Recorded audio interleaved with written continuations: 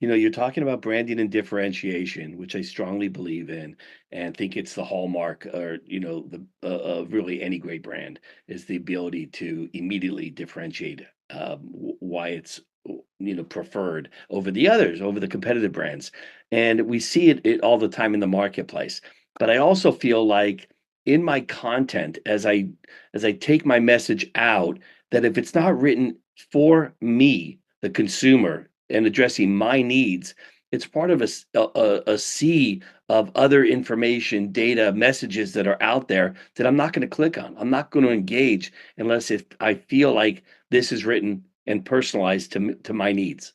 Yes. Well, and you bring out a great point, which is that we can sometimes get lost in thinking about branding as something that's isolated and something that is separate from the customer, but actually I really like to think about branding as part of a dialogue, and the customer is a part of that. So it's not something that should be removed and thought of in a silo somewhere, but it's really something that's going to be interacting with and then being informed by the customers, because the fact of the matter is that whenever we launch something into the world, we might have great clarity about what we think is going to be important to our customers and who we think our customers are.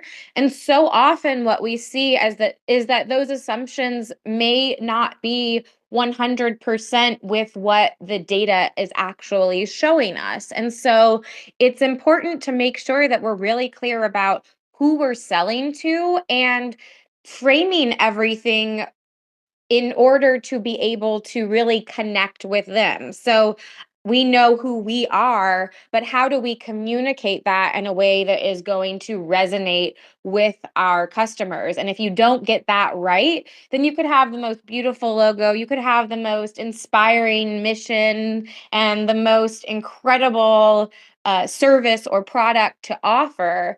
But if you don't have a way of being able to communicate that in a way that is going to speak to the customer's needs, fears, desires, then none of that matters. Emma, we talked about it a little bit from the standpoint too of a lot of brands with their products that go out there and they're in a single channel. Hey, I got my widget and it's kicking butt on Amazon, and all of a sudden, ouch, Amazon's taking more money, or ouch, Amazon's slowing down.